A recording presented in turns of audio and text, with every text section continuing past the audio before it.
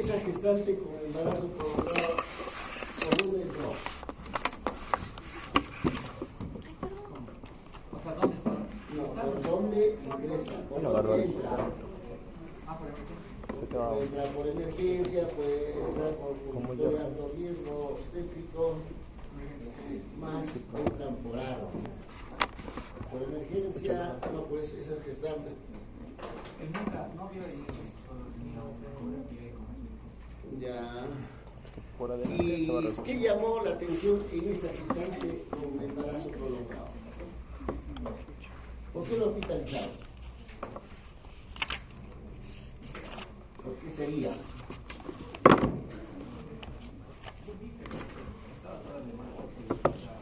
Estaba edematosa. Ya. ¿Qué más? ¿Qué más tenía? Algo que llamaba la atención. Dificultad respiratoria.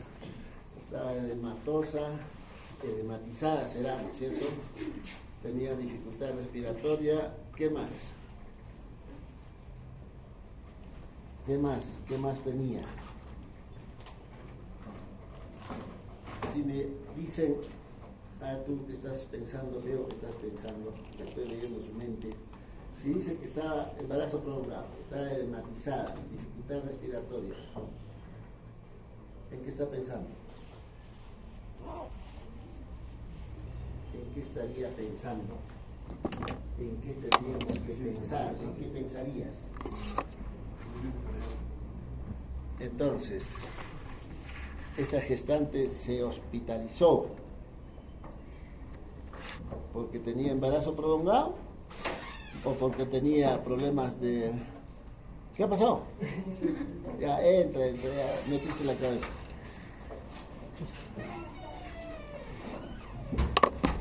Entonces, haya sido hospitalizada porque tenía embarazo prolongado o porque tenía, por decir, edema, dificultad respiratoria, y si tenía dificultad respiratoria será dos problemas, ¿no? O es un problema cardíaco o es un problema respiratorio. Si es un problema cardíaco, sería una insuficiencia cardíaca. Y teóricamente, si hablamos de insuficiencia cardíaca y embarazo, ¿quién va a tocar ese tema? ¿Quién va a exponer ese tema? Ustedes. ¿A qué edad gestacional las pacientes que tienen problemas de corazón, gestantes, se complican?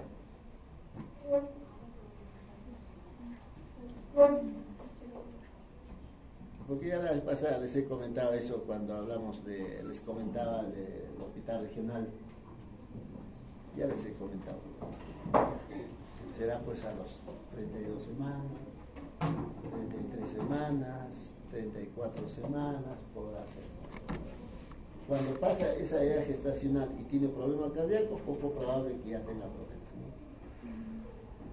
Bueno, entonces, normalmente, ¿a qué edad gestacional tendría que producirse el parto?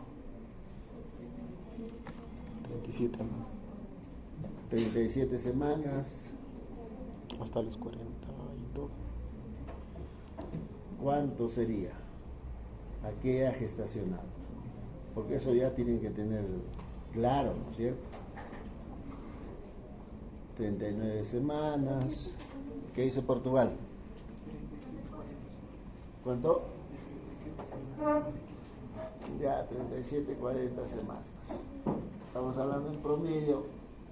El embarazo normalmente dura 40 semanas, ¿no? Entonces, por ejemplo, ustedes, esta chiquita que está ahí enamorando, tú que estás ahí en el hospital, sería bueno, por ejemplo, curiosidad, de todas las que se producen en parto, el mayor porcentaje a qué edad gestacional. será 40, será 37, será, bueno, en promedio el parto debe de producirse 40. Estamos hablando que el parto debe de producirse. Pero si uno habla de parto a término, de un embarazo a término, se supone que el feto es maduro, por lo tanto el embarazo a término de 37 semanas. ¿Hasta cuándo? 41 con 6 días. Ya, pongan 42 semanas. Ese es el tiempo en el que el feto está maduro. Por lo tanto, se puede producirse el parto en ese periodo de tiempo. Pero promedio, 40. ¿Qué pasaría si es que el embarazo no termina a los 40, no termina a los 41, tampoco a los 42? ¿Cuál sería el problema? El envejecimiento placentario. ¿Qué más? ¿Qué problemas más tendríamos? Distocias, oligohidramios, sí, oligohidramios, sí. Entonces, es como nosotros, ¿no? Nosotros más o menos estamos programados a vivir, por decir, 85 años, 84 años. ¿Podemos vivir después? Claro que sí. Pero vamos a tener ya poco a poco problemas. Igual, en caso de un embarazo, todo está diseñado de manera de que a los 40 debe producirse el parto. Si no se produce a los 40, ya va a haber modificaciones. ¿A qué nivel? Básicamente a nivel placentario. Se supone la placenta es el pulmón del feto. Entonces la placenta empieza a envejecer. ¿Qué significa envejecer? La placenta va a empezar a sufrir isquemia. Va a empezar a sufrir necrosis. Va a empezar a presentar o a sufrir calcificaciones. ¿Y eso a qué conllevará? ¿Qué generará? ¿A qué? Entonces, si en la placenta hay múltiples calcificaciones y por otra parte, a través de la placenta pasa sangre de la madre al feto, ¿pasará la misma cantidad? Va a ir bajando poco a poco, ¿no? Entonces, de ahí que si uno fisiológicamente conoce, sabe que la placenta tiene un tiempo de vida que a partir de ahí puede generar problemas, entonces las gestantes que ya tienen 41 semanas y un día ya se considera de riesgo. Entonces, seguramente ustedes van a revisar después de esto,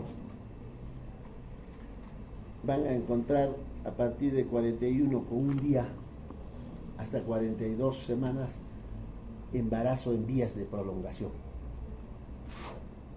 o embarazo a término tardío. Ese es el periodo de tiempo en la que los hospitales que hacen control prenatal en el consultorio de alto riesgo obstétrico lo hospitalizan, ¿no? O sea, en realidad no se espera que la gestante llegue a tener 42 semanas con un día, sino antes de eso se hospitaliza. ¿Para qué? Para hacer una serie de evaluaciones, de exámenes. Lógicamente, en especial de esos exámenes será pruebas de bienestar fetal. Pruebas de bienestar fetal. Y si hablamos de pruebas de bienestar fetal, si Portugal está acá en Quisquichaca, ¿qué pruebas de bienestar fetal lo haría?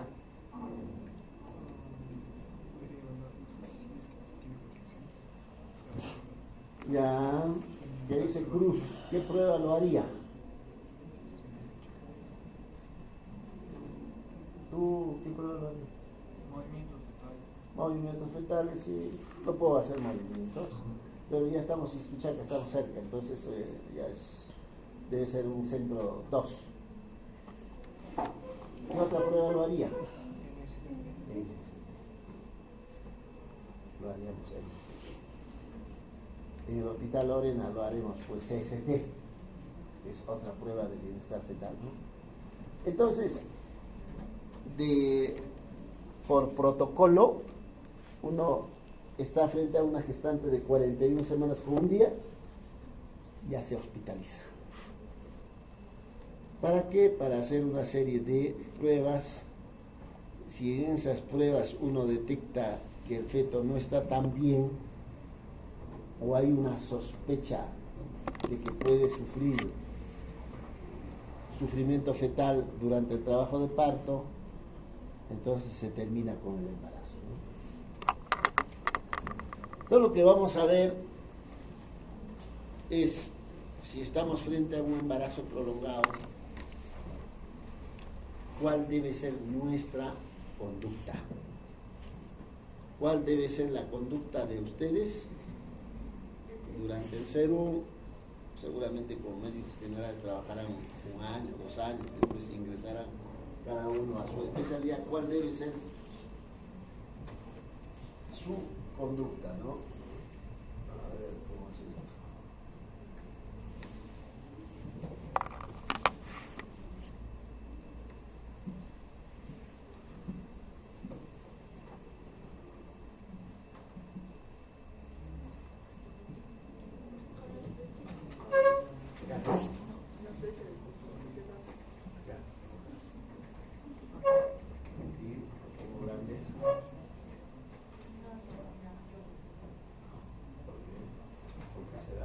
A ver, Cruz, a ver, tú eres un capo, vete por acá. ¿Por qué no, en poquita no cambia?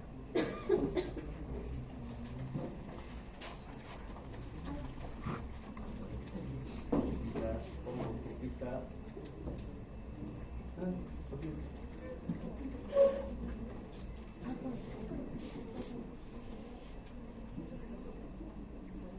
A ver, vamos a salir.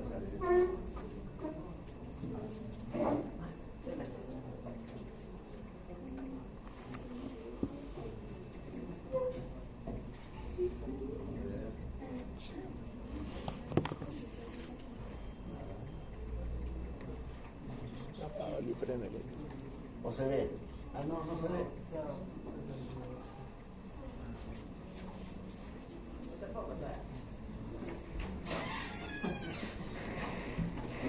¿Qué apellidas?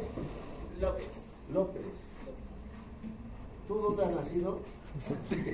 ¿Ah? Cusco. ¿Dónde? Cusco, Perú. Sí. ¿Y ese de Egipto mío? ¿De dónde es el de Egipto? Argentina.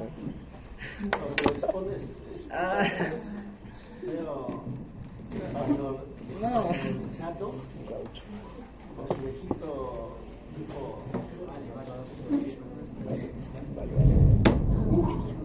Ya, a ver, ¿dónde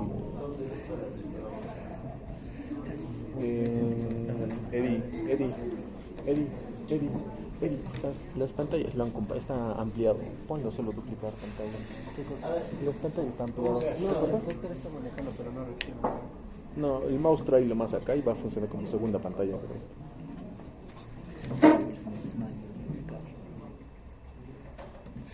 Jale lo más acá, a ver, el mouse. ¿Lo ves? Hay mouse, mira. Como segunda pantalla. ¿Está? No sé cómo hacer.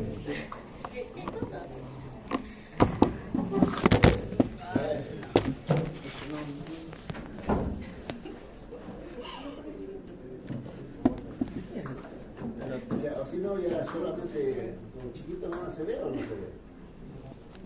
A ver, ahí. Se vio solamente la primera diapositiva.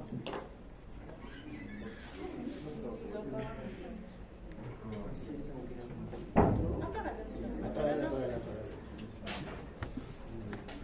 ¿Cómo es el examen?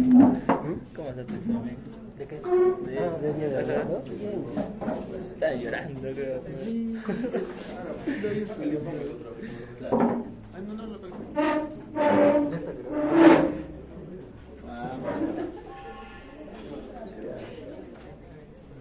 Ahora quiero decir, esto también parece.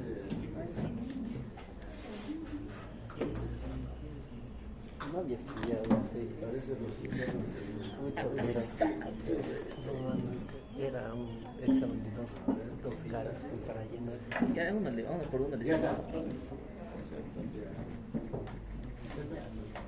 Perfecto. Muy bien. Entonces, a ver, ¿qué viene a ser embarazo prolongado? Estamos hablando de embarazo prolongado. Aquel embarazo que excede 42 semanas.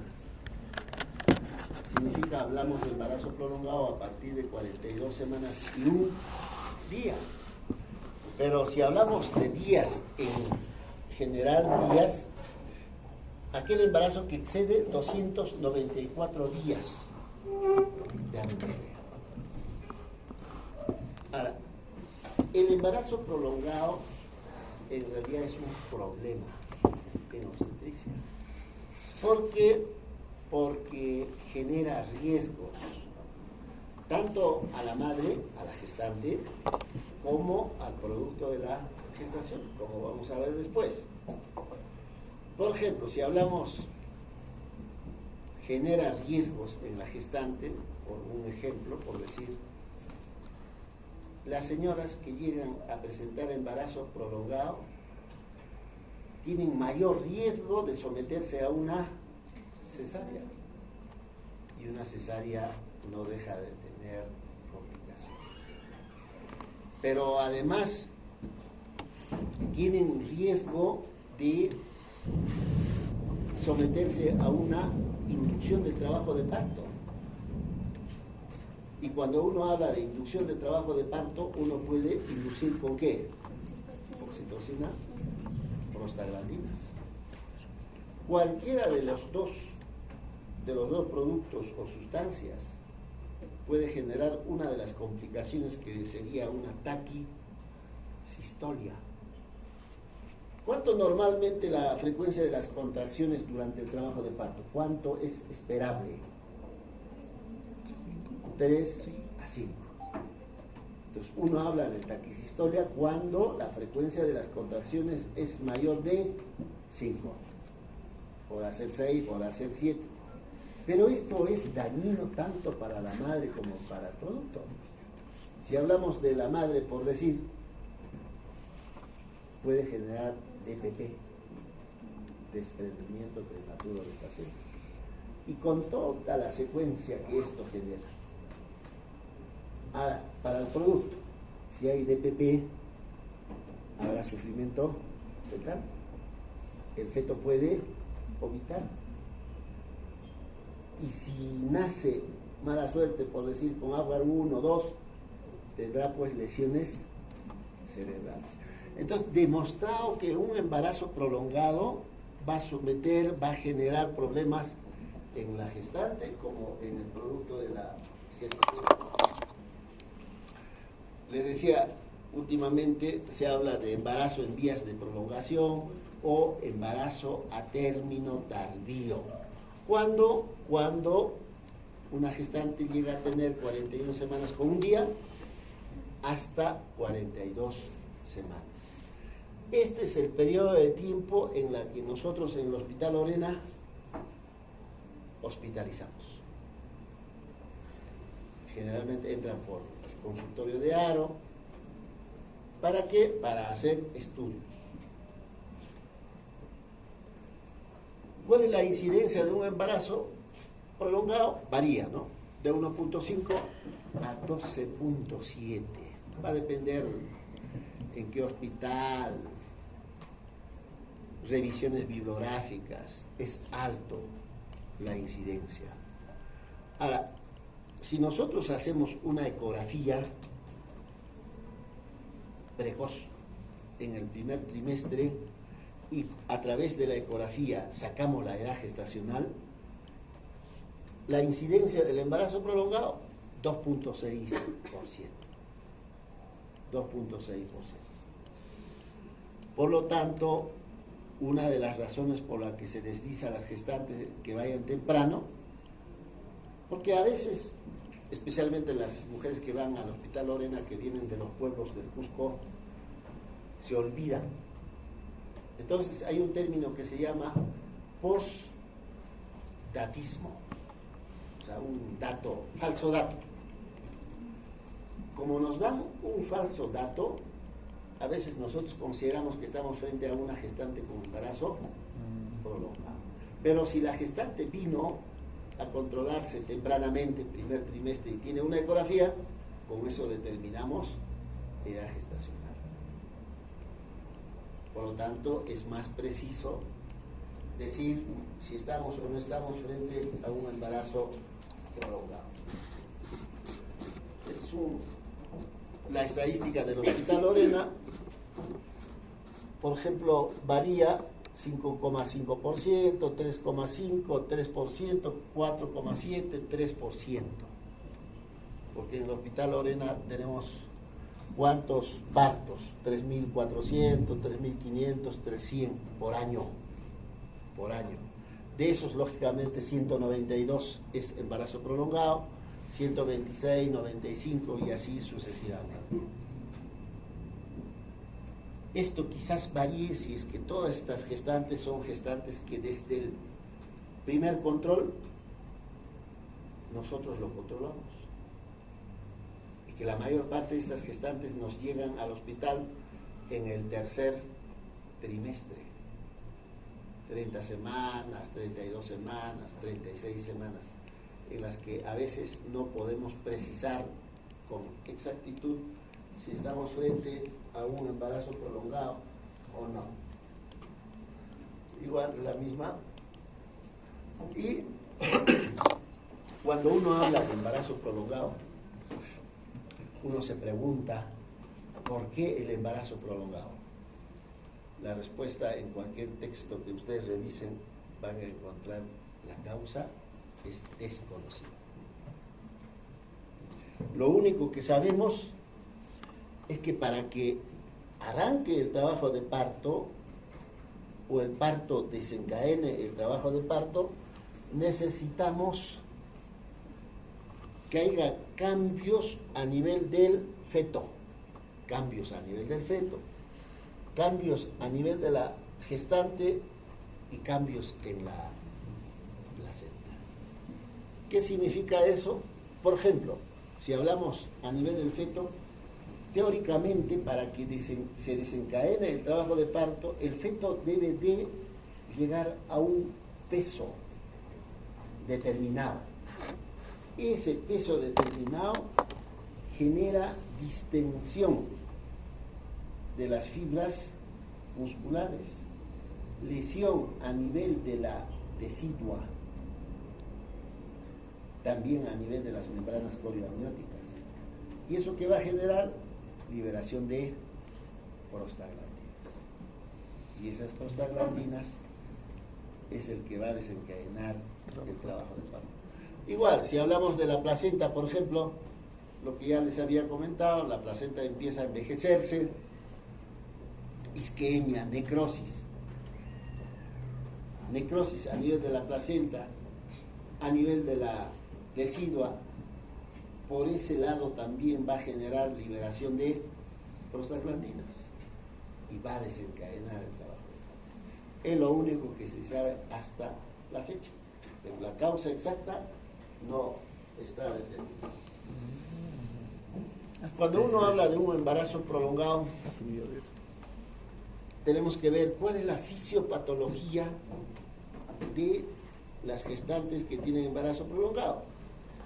Por lo tanto, es sabido que cuando una gestante se prolonga más de lo necesario, va a generar cambios a nivel de la placenta. Vamos a ver cambios en la placenta. Vamos a observar cambios a nivel del líquido amniótico. Y también vamos a ver cambios a nivel del feto. Entonces, fisiológicamente se ve cambios a esos tres niveles. A nivel de la placenta, teóricamente, fisiológicamente, normalmente, la máxima función placentaria se alcanza alrededor de 36 semanas. Máxima función placentaria. Entre 36 semanas y 38 semanas, esa función se mantiene en meseta. Pero a partir de 38 semanas, esa función placentaria empieza a declinar. O sea, cuando uno habla de función placentaria, tiene que ver, pues, qué función cumple. Pasaje de sustancias nutritivas, ¿no? Pasaje de sangre y a través de ella oxígeno, CO2 y sustancias nutritivas. Entonces, a partir de 38, la función placentaria empieza a disminuir, descender. Y eso se observa a través del proceso de transferencia placentaria de sustancias nutritivas. ¿Y eso qué va a generar? ¿Cómo se expresa? ¿Cómo nosotros nos damos cuenta de eso que está sucediendo en la placenta? Hay una disminución del volumen de líquido amniótico. Entonces, a partir de 38 semanas, el líquido amniótico va descendiendo progresivamente de poco en poco. Uno se da cuenta haciendo una ecografía, clínicamente determinando la altura uterina. Pero también podemos ver de que si cuanto más el embarazo se va prolongando, habrá un porcentaje de fetos que van a presentar restricción de crecimiento intrauterino. Se va a afectar, un porcentaje, no es todos.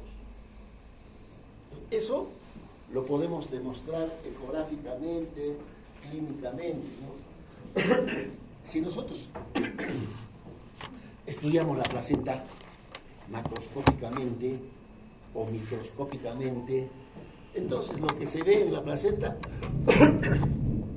hay una disminución del diámetro y longitud de las vellosidades coriónicas, porque se supone a través de eso es lo que pasa a la sangre. ¿En qué porcentaje? Hasta 30%. Pero además habrá necrosis fibrinoide, ateromatosis de los vasos coriales y teciduales. Y también habrá infartos hemorrágicos. Y sobre esos infartos hemorrágicos habrá infartos blancos. Prácticamente cuando habla de infartos blancos está refiriéndose a presencia de calcificaciones. Entonces, una gestante que tiene embarazo prolongado va a tener calcificaciones hasta en el 80% de las gestantes. Entonces, les decía en algún momento, cuando uno atiende el parto, después de revisar las membranas, lo volteamos y lo vemos los cotiledones. Pero además observamos, ¿hay o no hay calcificaciones? Si uno a la vista no lo observa las calcificaciones, lo que tenemos que hacer es pasar con la yema de los dedos, del borde hacia el centro de la placenta. Y ahí van a darse cuenta que raspa, duro, grumos, es como los granos de mijo. ¿Recuerdan ese término grano de mijo, no? ¿En qué se ve? Tuberculosis. Igual, como granos de mijo, del borde hacia el centro. Cuanto más calcificado, la placenta se vuelve chiquito, duro, y el feto seguramente con restricción o el líquido amniótico está disminuido. Eso es lo que se encuentra en placenta de embarazo prolongado. Ahora, si hablamos de líquido amniótico, que es el otro cambio que tenemos que buscar, los cambios en el líquido amniótico son cualitativos y cuantitativos. Cuantitativos y cualitativos.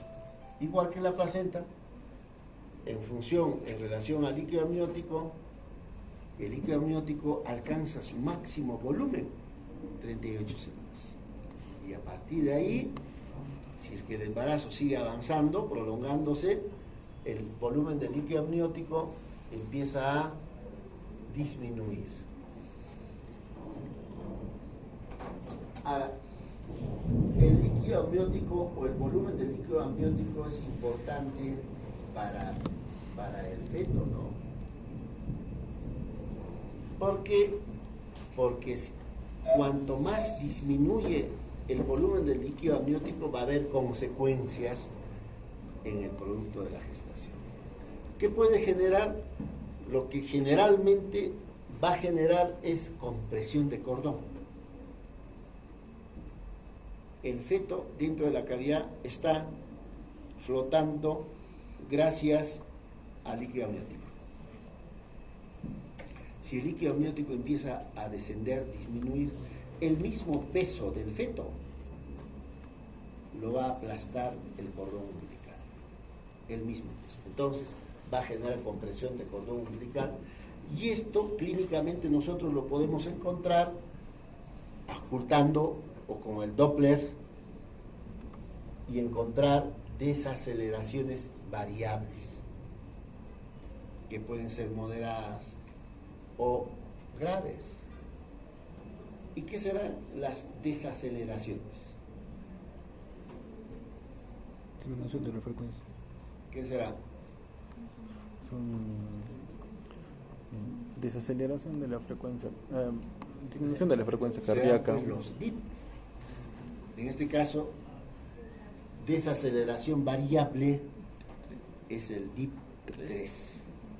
El DIP3. Entonces, si estoy frente a un embarazo prolongado, cursa con oligohidratos, ausculto o pongo el Doppler, tengo que pensar y buscar estas desaceleraciones, que son variables graves. Cuando decíamos que una desaceleración, porque las desaceleraciones variables pueden ser buenas o malas. Cuando hablábamos de desaceleración temprana, DIP 1, decíamos era benigno. El 2 era maligno. El 3 puede ser bueno, puede ser malo. ¿Cuándo bueno, cuándo malo? Va a depender del tiempo. Entonces, decimos desaceleraciones variables moderadas o graves, grave, que está relacionado ya con sufrimiento fetal, cuando el tiempo de esa desaceleración es mayor de 40 segundos, o para otros mayor de 45 segundos. Entonces la idea es encontrar eso.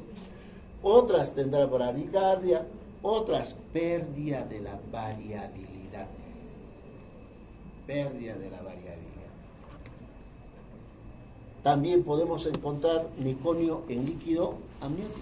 Meconio, y muchas veces sufrimiento fetal y muerte fetal. Y si hablamos de cambios cuantitativos, 38 semanas, el volumen de líquido en promedio debe ser 1 litro, 38 semanas. 40 semanas, 800, 42, 480, 43, 250, y así va bajando progresivamente la cantidad de líquido amniótico. Y si hablamos de cambios cualitativos,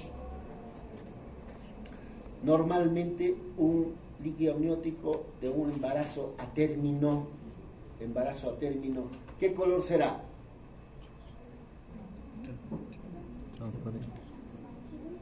Blanco, lechoso, ¿no? Lechoso. ¿Qué da esa característica? la presencia de calcio. El unto sebáceo. Eso le da. Pero cuando uno está frente a un embarazo prolongado, podemos encontrar estas características normales, pero también podemos encontrar, por ejemplo, un líquido amniótico amarillento. Podemos encontrar un líquido amniótico amarillo verdoso. Podemos encontrar líquido amniótico puré de arvejas. Cada uno de estos tiene su interpretación. Nos dice algo. Si encontramos, por ejemplo, un líquido amniótico amarillento, este feto en algún momento ha hecho sufrimiento fetal, en algún momento. Pero si yo encuentro un líquido amniótico espeso en puré de arvejas, eso me dice que este feto en este momento está haciendo sufrimiento fetal, en este momento.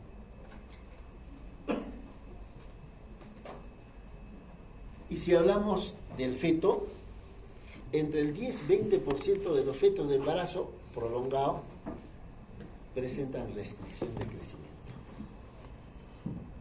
Entonces, por lo menos en el Hospital Lorena, cuando presentan en la mañana a las 8 de la mañana, tenemos una gestante que tiene restricción de crecimiento. Uno generalmente pregunta al residente, ¿y cuántas semanas tiene? Entonces uno está preguntando cuántas semanas tiene, esperando una respuesta de que tiene más de 42 semanas. Restricción de crecimiento no solo está relacionado con embarazo prolongado, está relacionado con múltiples factores. Hay que buscarlo. Y el 80% del resto de los fetos presentan un peso adecuado, peso normal. O también un peso macrosómico.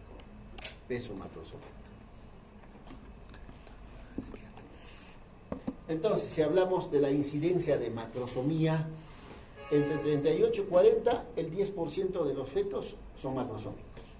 38 y 40 semanas.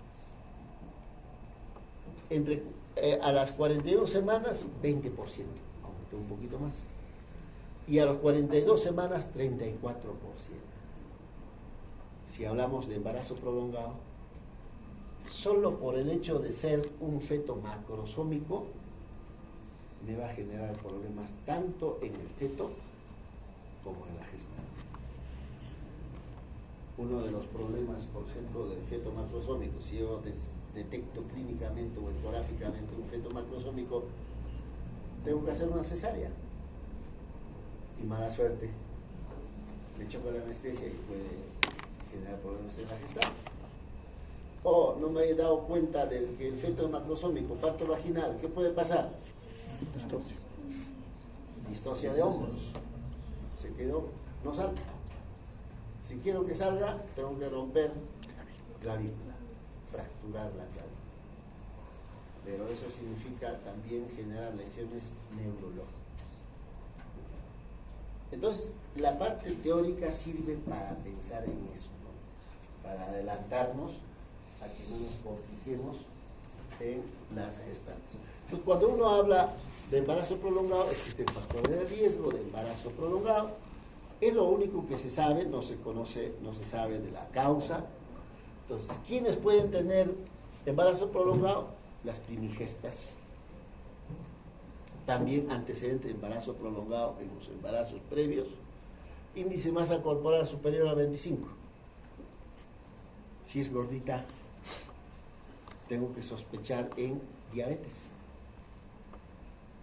Y una gestante con diabetes se asocia a feto macrosómico. Entonces, índice de masa corporal es importante. Fetos macrosómicos, o sea, antecedentes de fetos macrosómicos, sexo masculino, desproporción fetopélvica, hipotiroideas. Las hipotiroideas tienen problemas de macrosomía fetal. Y finalmente algunas anomalías congénitas también. ¿Cómo hacemos el diagnóstico? El No sé diagnóstico qué- básicamente es clínico. Y también a través de una ecografía, ¿no? A través de una ecografía. Ahora, para hacer el diagnóstico a través de la clínica, debo de establecer correctamente la fecha última menstruación. Establecer correctamente fecha última menstruación. Entonces, aquellas señoras que vienen al Hospital Lorena, vienen del campo, a veces hablan solo quechua, y quien hace la historia no sabe de quechua, ya está el problema, ¿no? Entonces, ellas generalmente se olvidan de su menstruación. Entonces, a veces uno puede decir, estamos frente a un embarazo prolongado, cuando no es. O decir que estamos frente a una gestante con embarazo normal, cuando ya es prolongado. Entonces, eso se llama postdatismo. Postdatismo. O sea, no nos están dando datos reales. Ahora, ¿cómo sabrías que el embarazo, o cómo estableceríamos que su fecha última menstruación ha sido la fecha que nos está diciendo? ¿Cómo determinaríamos? Ecografía. Sí, puede ser ecografía. Tengo a la mano ecografía, pero ustedes van a estar en una zona donde no hay ni ecografía. Altura. También altura uterina nos va a ayudar. Otra idea. Hay 2, 3 preguntas que hay que hacer en estas gestantes, ¿no? O sea, si yo quiero establecer correctamente fecha última menstruación, Síntomas. tengo que establecer a través de 3, 4 cosas. Por ejemplo, la fecha última menstruación fue normal. ¿Cuándo decimos que es normal? Cada mujer sabe cuántos días menstrua. Entonces nos dirá, pues, bueno, yo menstruo promedio 3 días. Entonces uno le preguntará, ¿y esta última ha sido 3? De repente dice, solo un día. ¿Era su última menstruación? Ya no. Entonces hay que precisar, la última fecha menstrual fue normal en lo que respecta a cantidad y en lo que respecta a duración en días. Duró un día, 2 días, 3 días, como era antes, ¿no? Cantidad, cuántas veces se cambia, por decir, ¿no? O sea, eso tenemos que precisar. Segunda pregunta, ¿los ciclos menstruales eran regulares o son regulares? En eso interesa, previo a la probable fecha última menstruación, 3 ciclos. Si sus ciclos antes de esta última eran regulares o no eran regulares. Significa más o menos cada 28 días, cada 30 días, cada qué tiempo. Ciclos regulares. Otro, que no haya estado lactando, porque la lactancia altera el ciclo menstrual. Si dice que estaba lactando, no crees. Ha habido una irregularidad en la menstruación. Y lo otro, ¿estaba o no usando anticonceptivos? Es sabido, cuando usan anticonceptivos, hay mujeres que menstruan, hay mujeres que menstruan regularmente, hay mujeres que menstruan en forma irregular. Significa, van a tener oligomenorreas. O hay mujeres que no menstruan. Mujeres que no menstruan. Entonces, si dice que yo me estaba cuidando hasta tal mes y tal mes menstrué poquito, después ya no, es probable que ese poquito que menstruó no era su última menstruación, era consecuencia de haber dejado el anticonceptivo. Y se embarazó de repente 2 meses después, 3 meses después, y si no tiene una ecografía, no hay forma. entramos al término de postnatal. ¿Qué será oligomenorrea?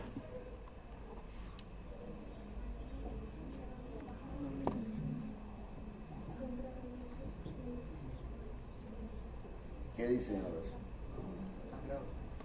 Sangrados, Poca cantidad. Baja. sangrado, poca cantidad. ¿Qué dicen las chicas? A ver, eso es respuesta de un varón que no sabe. Las chicas que saben. ¿Qué será oligomenorrea?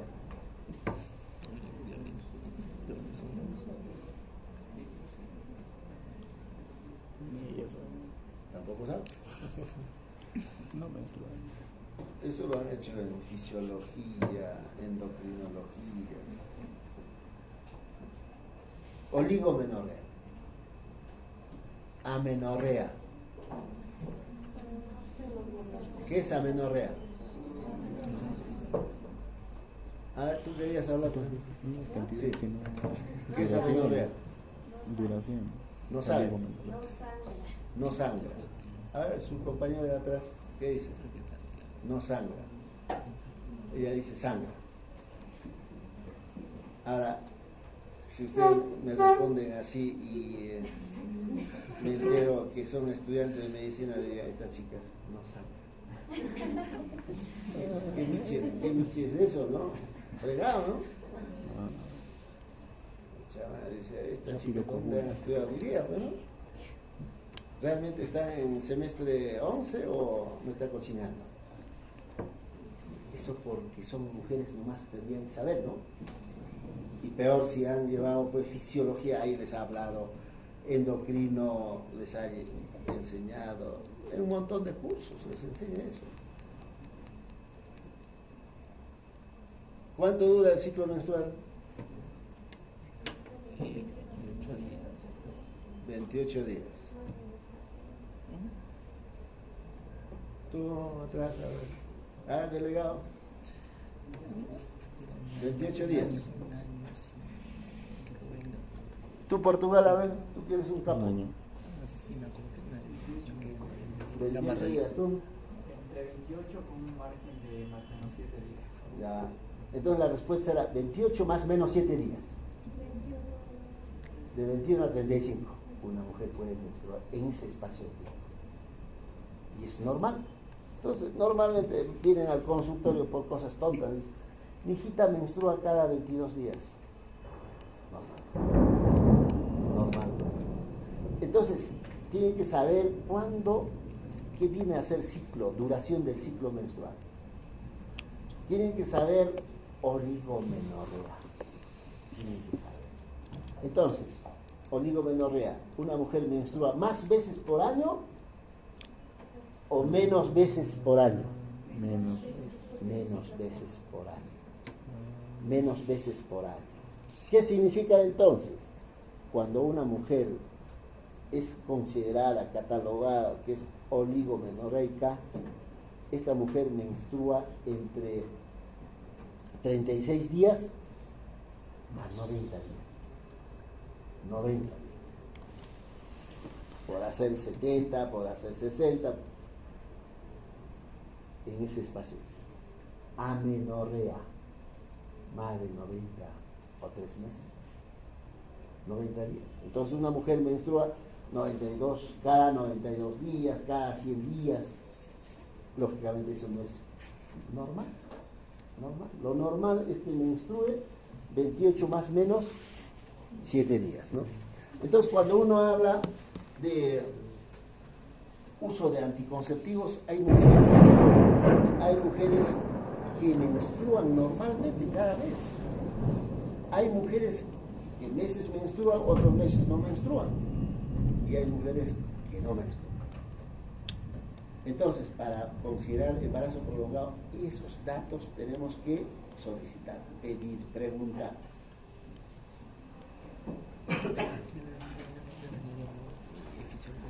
Lógicamente, cuando uno quiere determinar edad gestacional con cierta precisión, lo ideal es hacer ecografía en el primer trimestre. ¿En qué tiempo? Bueno, no está acá, pero se debe hacer entre día 7, séptimo día, no, semana 7 y semana 11, en ese espacio de tiempo. Entre 7, 11 semanas. En ese espacio de tiempo, ¿qué determinamos? Medimos saco gestacional. Pero mucho más importante es longitud corona nalga. Longitud corona nalga. Y a través de esos datos determinamos edad gestacional. ¿Aló?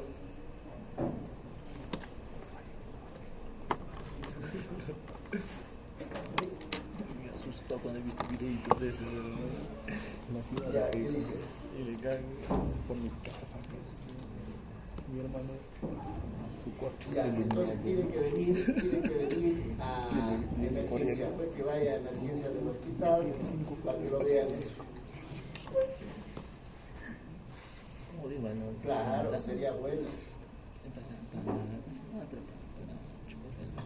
Aparte de ellos. Claro, por emergencia, y en emergencia le va a hacer esa prueba que dice. Cualquier cosa me llama. Hasta luego. Cargando.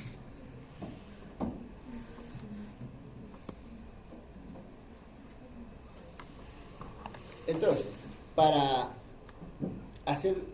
que la ecografía sirva para determinar edad gestacional, tiene que ser primer trimestre.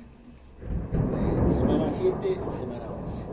Pero si yo hago una ecografía en el tercer trimestre, la ecografía del tercer trimestre básicamente es para ver volumen de líquido amniótico.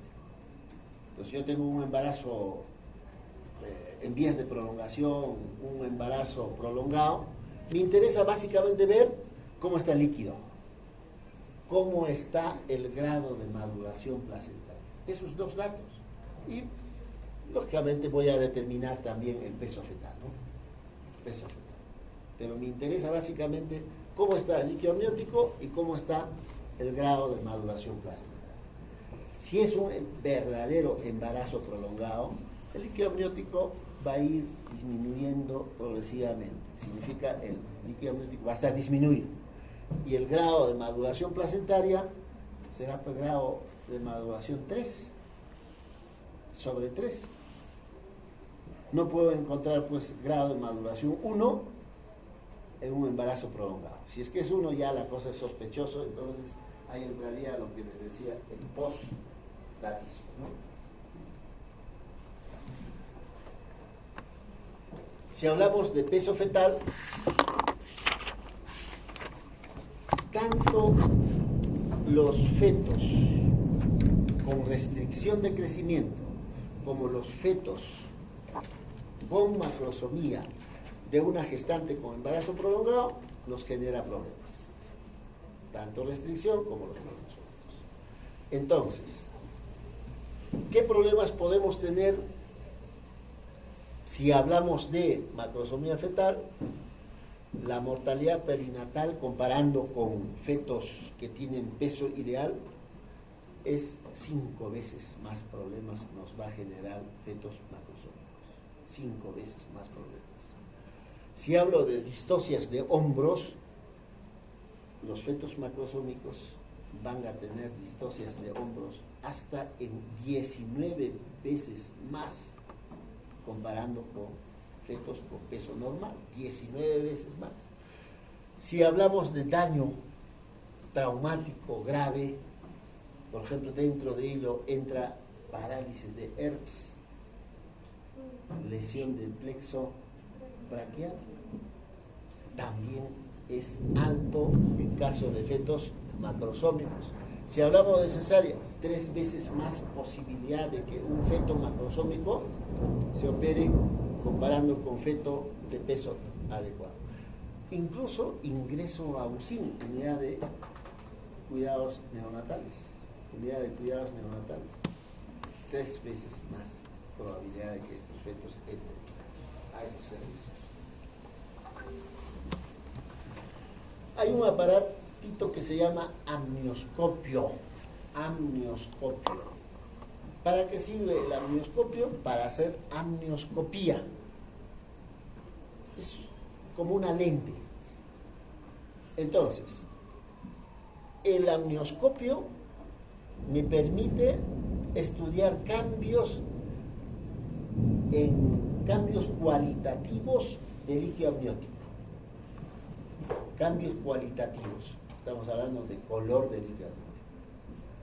Sencillo. La gestante se pone en posición ginecológica, colocamos espéculo, abrimos la vagina, el cuello está por ahí, cogemos el cuello uterino y el amnioscopio es como un tubito, un lente, le colocamos ahí y miramos. Y con eso estoy estudiando cualitativamente características del líquido. Si el líquido amniótico está claro, no tengo problemas. Pero si el líquido amniótico está amarillento o amarillo verdoso, me está diciendo que este feto en algún momento ha presentado sufrimiento fetal, pero que superó. ¿Cuándo puede superar? Cuando se aplastó pues con su peso el cordón y después se cambió de posición, deja de aplastarse, normalizarse. Pero si el líquido amniótico mirando con el amnioscopio me dice que es puré de arveja, el feto está sufriendo. Cualquiera de las dos, amarillo, verdoso, puré, terminamos el embarazo. Entonces, un aparatito sencillo que podemos entrar por vía vaginal, ver por el orificio cervical interno y vemos las características cualitativas del líquido amniótico, ¿no? También fetos de embarazos prolongados pueden presentar sufrimiento fetal. Y el 25% de embarazos prolongados termina en cesárea por sufrimiento fetal. 25%. Y estos fetos que presentan sufrimiento fetal van a presentar alteraciones en la frecuencia cardíaca tipo DIP-3, los DIP variables que ya les hemos comentado, que pueden ser moderados o graves, con recuperación lenta en el 75% de los casos. Pero también va a presentar bradicardia fetal, con pérdida de la variabilidad.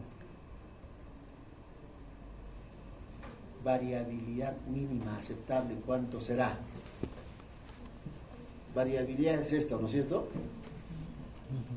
La frecuencia va así, ¿no? Menos de 15. Máximo ascenso y el descenso. Esa es la variabilidad, de punta a punta. ¿Cuánto es la variabilidad mínima? Es 5. Entonces, en este caso, bradicardia fetal con pérdida de la variabilidad. Esa variabilidad, les decía, son unas onditas chiquititas, a veces imperceptibles. Eso significa que el feto está mal. ¿Por qué se presenta todo esto? Porque hay una compresión de cordón por el oligohidratos. Compresión de cordón. Y como consecuencia de una insuficiencia placental, ¿no? Pero también los fetos de embarazo prolongado pueden presentar aspiración meconial. Y entre el 25-50% de fetos mayores de 42 semanas tienen líquido amniótico meconial. El problema se va a presentarse cuando el meconio es denso, es espeso. ¿Cuándo va a ser denso o espeso?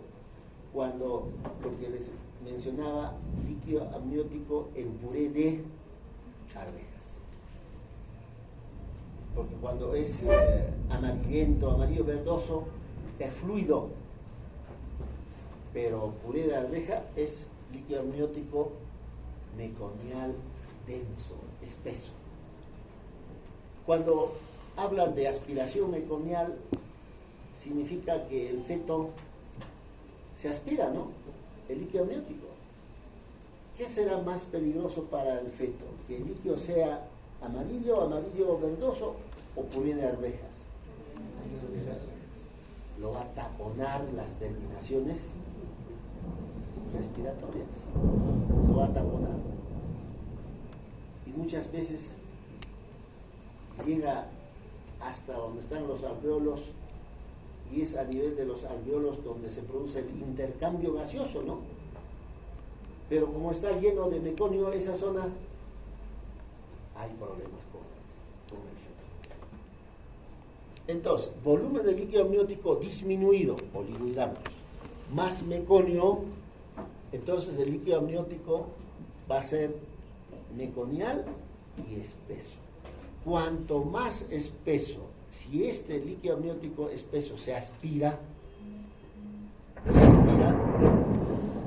lógicamente va a obstruir el tracto respiratorio. Obstrucción de vías respiratorias, en especial vías respiratorias bajas, ¿no? Por lo tanto, va a haber un bloqueo de la acción del surfactante y así interfiere con la función pulmonar. Acá el surfactante que me imagino que se han hablado del neonato no funciona, ¿no? ¿Por qué? Porque a nivel de los alveolos está meconio que está interfiriendo ese proceso de pasaje de CO2 y oxígeno, ¿no? Y también fetos de embarazo prolongado pueden tener traumas. Generalmente los traumas están asociados con macrosomía fetal. Y si hablamos de traumas, generalmente observamos las distocias de hombros, ¿no? Que pueden estar asociados a lesiones del plexo braquial, fractura del húmero, fractura de la clavícula, cefalohematomas, fracturas craneales. ¿Cuál será la diferencia entre cefalohematoma y el caput? ¿Cuál? El caput es como un edema, más o menos. Caput es edema, ya está. ¿Y cefalohematoma? Sangre. Acumulación de sangre. Acumulación de sangre. Acumulación de sangre en la... Superior. ¿En el cerebro? ¿Dónde? No, superior. En el periósteo. Superior. O sea, acumulación de sangre entre Periósteo el y hueso. periósteo Y y el hueso, ¿no? Céfalo. Entonces, cuando uno atiende el parto, podemos ver el caput, se resuelve. Sí, en días. Pero cuando ya estamos en fetos macrosómicos en la que golpea, entonces puede haber cefalohematomas. Pero cuando uno habla ya de cefalohematoma, es acumulación de sangre entre el periósteo y el hueso, y eso demora en reabsorberse. A veces hay que punzar y aspirar, porque si no va a haber problemas, ¿no? Otras complicaciones: hipoxemia fetal, daño del sistema nervioso central, y muchas veces se muere, ¿no? Y dentro de las complicaciones maternas, aumenta la incidencia de cesáreas hasta en 3 veces, trauma a nivel del canal del parto. Y cuando hablamos de trauma a nivel del canal del parto, estamos hablando de desgarros a nivel de cuello, a nivel de la vagina y a nivel del perineo. Desgarros de perineal de 3.º, 4.º grado. ¿Cuándo será 4.º grado? Mucosa anal y... Mucosa anal, hasta mucosa Anal. Ajá. ¿Cuánto cruz? Desgarro de 3.º, 4.º grado. Ay, no sé.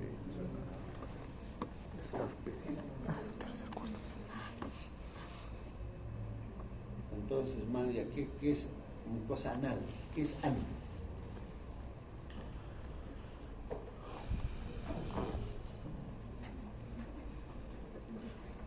Entonces está músculo. ¿Qué será? ¿Qué dice Cruz? A ver, Musculatura. ¿qué es cuarto grado? Hasta musculatura, entonces. Musculatura periodontal, entonces. O sea, eso hemos hablado un montón de veces hasta en prácticas. Pasando visita en puertas. Bueno, ¿cuándo es tercer grado? A ver, ¿cómo te llamas, dices? Antes. Anthony. Ya, Anthony. ¿Cuándo es segundo grado? No, pues no vas a sacar tu libro. ¿No? No. ¿Cuándo de segundo grado? ¿Cuándo segundo grado tú? Cuando no llega. Ya, no llega, no. A ver, allá atrás están chateando ahí. ¿Cuánto es de segundo grado? Uy, mira acá. ¿Cuándo son los Piel y músculos. ¿Qué músculo? ¿Ves? Estás chateando. O sea, en realidad no sirve. Esas tonteras sirven para salir del paso, ¿no? Como diciendo, para no quedar mal. No, mejor que quedes mal y te vas a tu casa Así era. y vas a revisar. Esto anda por- Cambia la cosa. Así. O sea, lo que se Luego, lee en el musculo texto acá, luego llegaba mucosa, es lo que y luego sirve. músculo acá. Pero veo últimamente los muchachos no leen nada, ni Condorito lee, Esfínter. no lee. Ajá, este 13 es cuando llega acá. ¿Cuándo tercer grado? Llega el esfínter. Esfínter anal. Esfínter anal. Cuarto grado, mucosa rectal. No van. Mucosa rectal.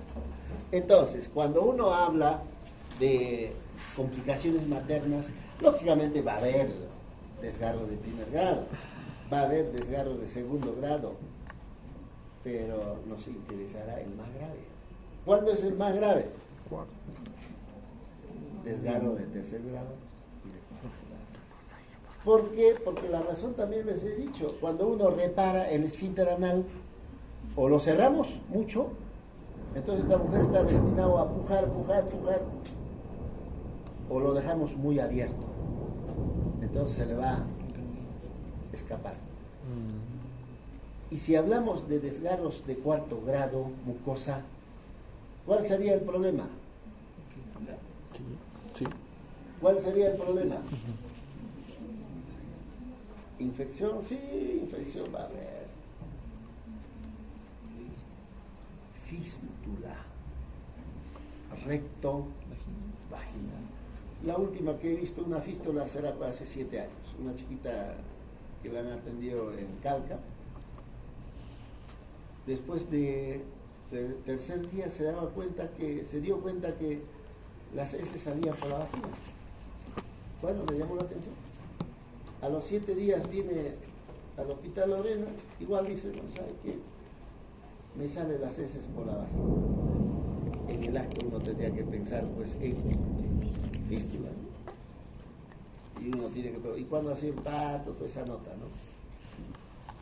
Fístula. Cuando hay fístula, los cirujanos, ¿qué hacen?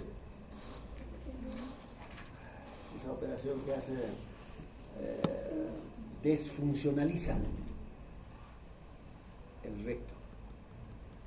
Entonces, pero, ¿cómo se llama eso? Colostomía. ¿Cuánto tiempo va a estar? Hasta que pegue lo que es la fístula. Entonces, se supone, eso tienen que recordar para evitar estas complicaciones.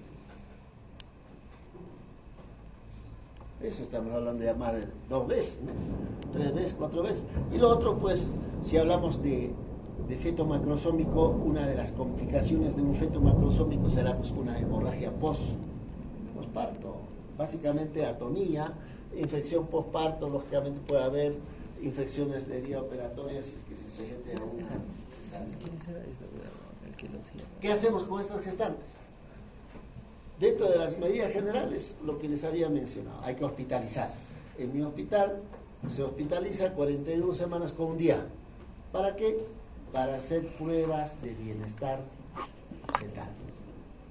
Y dentro de las pruebas de bienestar fetal, movimientos fetales, NST, CCT, básicamente eso. ¿Lo pueden hacer Doppler? Sí se puede hacer Doppler, pues también pruebas de bienestar fetal. Se puede puede hacer perfil biofísico, también se puede hacer perfil biofísico, que también es prueba de bienestar fetal. Pero de todos esos, básicamente NST, CST.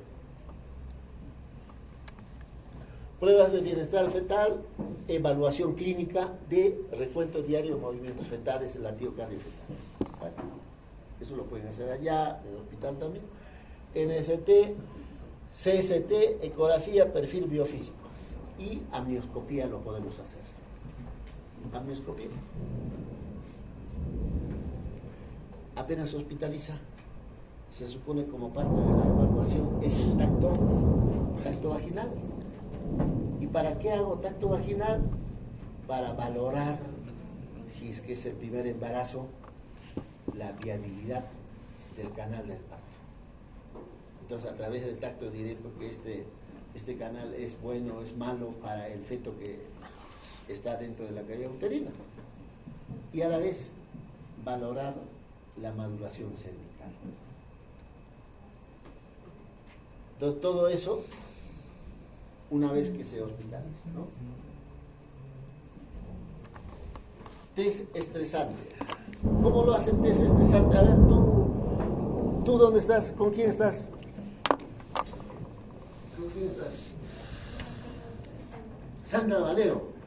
Sandrita ha sido nuestro residente de Lorena. ¿Has visto CST o no? ¿Quién ha visto hacer CST? Acá, que tiene dejo español. A ver. NST nomás. NST. CST no han visto. Una vez. Una vez. ¿Qué han hecho con CST? ¿Cómo han hecho? Estaba goteando ya, la paciente estaban goteando ya oxitocina. Entonces se utiliza oxitocina. Lógicamente, entre NST, CST, mucho mejor el CST. Mucho mejor. Pero es más laborioso, más trabajoso. Alguien tiene que pegarse. Con suerte, pone con 12 gotas obtenemos lo que nosotros queremos. Porque para ello hay que preparar 1 litro de cloruro, una ampolla de oxitocina, empezamos a gotear. ¿Cuántas gotas empezamos? Con 8 gotas. 8 gotas. ¿Cuál es la idea? La idea es lograr a que la gestante presente 3 contracciones en 10 minutos. 3 contracciones en 10 minutos. Con suerte, con 8 gotas, 3 contracciones. Ahí nos quedamos. Pero a veces 4. Aumentamos de 4 en 4. Significa, empezamos con 8. 15 minutos después, si no hay contracciones, a 12 gotas. Otros 15 minutos. No hay contracciones, otros 4 gotas. Ya estamos 16, 20, 24, 28, 32, 36, 40. El tope es 40 gotas. Si en 40 gotas no hay ninguna contracción, suspendemos. Más no podemos. Pero, de repente con 32 gotas obtenemos 3 contracciones, ahí evaluamos. ¿Qué buscamos? ¿Qué buscamos?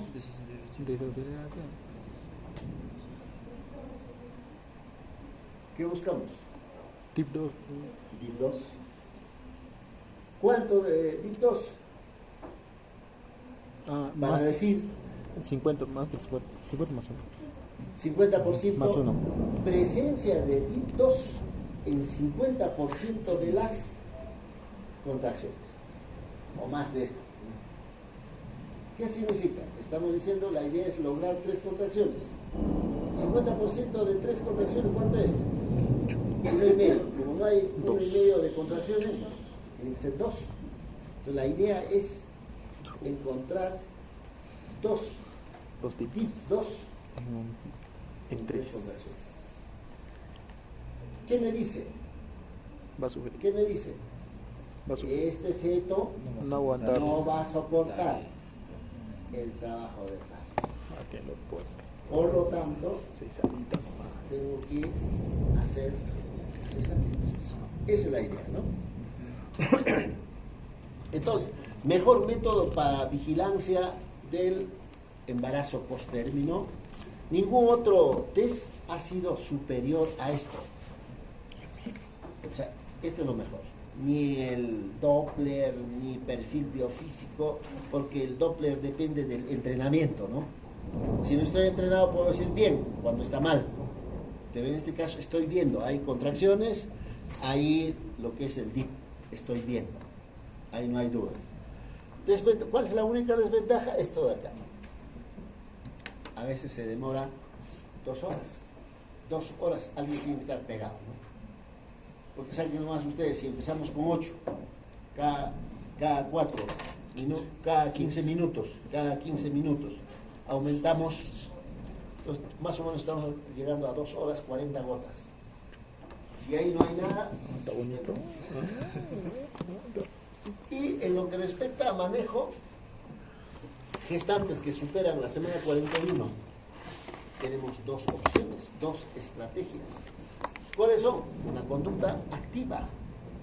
Una conducta activa significa inducción del trabajo de parto. En otras palabras, terminar el embarazo. Conducta activa. Y la otra es la conducta expectante. Significa entonces monitorizar el feto hasta que cumpla 42 semanas. Luego induzco de no presentarse el trabajo de parto en forma espontánea. Entonces, a la semana 41 y un día tengo 2 opciones. Uno, termino el embarazo, ya sea por vía vaginal o ya sea por cesárea. Pero la otra opción es una conducta expectante, monitorizada. Lógicamente tiene que estar hospitalizada. Conducta activa. Terminar el embarazo cuando se verifica que el cuello está maduro, hay oligohidramnios, feto macrosómico. Si es feto macrosómico, ¿qué hago? No lo voy a inducir, haré cesárea, termino. ¿Para qué lo aguanto hasta 42 semanas? ¿Para qué? Si es oligohidramnios, o induzco o hago cesárea. ¿Para qué aguantarlo hasta 42 semanas? No tiene sentido. Líquido amniótico meconial visto por amnioscopio. Tengo que terminarlo el embarazo. Prueba de reactividad anormales. Feto con anomalías congénitas también debo de terminar. Conducta activa.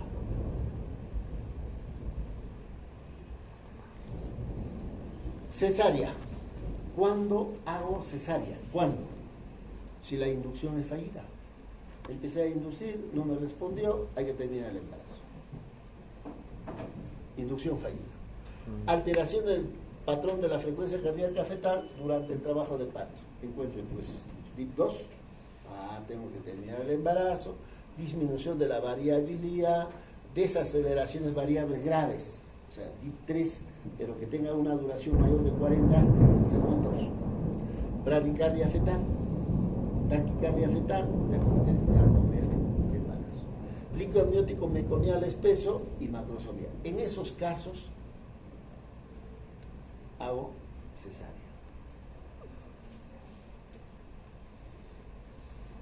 ¿Qué hacer en estos casos? Es una gestante de 41 con 2 días o 3 días, pero el cuello está inmaduro. Cuello inmaduro. Líquido amniótico normal. Tamaño fetal normal, no es macrosómico, tampoco es restricción. Morfología fetal normal. Pruebas de bienestar fetal normal. ¿Qué hago con esto? Es una pregunta que uno... ¿Qué hago? ¿Lo termino o lo puedo aguantar? Depende de lo que quiera. Ahí también va a depender de los hospitales. Por ejemplo, en este caso, conducta expectante. Lo aguanto. ¿Hasta cuándo lo aguanto? Hasta cuando tenga 42 semanas. ¿Pero dónde? ¿En su casa o en el hospital? Dentro del hospital. ¿Y cómo lo monitorizo?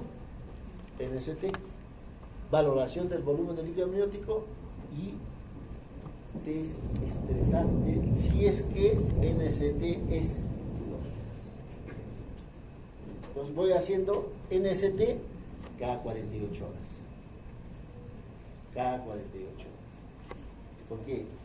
Cuando hablamos de pruebas de bienestar les decía, a partir de 40 semanas debo hacer NST. NST, 40 semanas. Si es una gestante sin factores de riesgo, ese NST, si salió bien, tiene una duración de 7 días.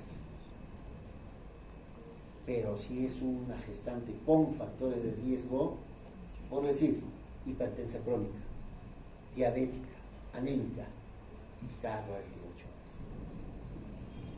Igual, en este caso, cuello inmaduro, el peso es normal, líquido amniótico adecuado, lo hospitalizo y hago su NST cada 48 horas. Máximo tiempo que debo de hacer será 72 horas, 48 horas. Hago ecografía para ver el volumen de líquido amniótico. Si el NST es medio dudoso, lo hago CST. Conducta expectante, el test estresante combinado con evaluación del volumen de líquido amniótico constituye el mejor método para el control fetal en caso de embarazo. Sigue siendo el test estresante y el volumen de líquido amniótico determinante para el manejo del embarazo. Entonces, cuando ya decido terminar el embarazo y decido terminar el embarazo por vía vaginal, tengo que inducir. En mi época se inducía con oxitocina. En la actualidad en Lorena casi el 100% es con prostaglandina. La prostaglandina se utiliza para maduración cervical, pero también se puede utilizar o se utiliza para inducción. Entonces, si yo hago tacto vaginal, el cuello es inmaduro, decido madurar el cuello. ¿Cuánto utilizo? 25 microgramos por vía endovaginal. 25 microgramos. La octava parte de una tableta, porque la tableta de miso o prostaglandina, 200 microgramos. La octava parte. Cada 6 horas. Cada 6 horas. Cuando veo que ya el cuello está maduro, induzco. Y para inducir puedo utilizar 50 microgramos. Igual por vía vaginal. Cada 6 horas. En caso de inducción, no más de 200 microgramos. No más. ¿Qué significa? Si hablamos de 50 microgramos, 4 dosis. Y cuando uno habla de inducción, la inducción debe de empezarse lo más temprano posible. Significa a las 6 de la mañana. 6 de la mañana, más 6, 12 del día, segunda dosis, 6 de la tarde, tercera dosis, y cuarta dosis si es que necesitamos será medianoche. Pero generalmente se induce con 3 dosis hasta las 6 de la tarde. No responde, la paciente tiene que descansar. O sea, esa es la técnica de la inducción del trabajo. Muy bien, hasta ahí. Para que le haga el parto. Entonces, ¿tienen alguna pregunta? Ninguna. ¿Qué dice atrás? Atrás está preocupado este muchacho. ¿Cómo te llamas tú de atrás? Que me estás mirando así. Joel, ¿alguna pregunta, Joel? ¿Ninguna? ¿Tú qué me estás mirando? ¿Tú cómo te llamas? ¿Cómo? Griselda.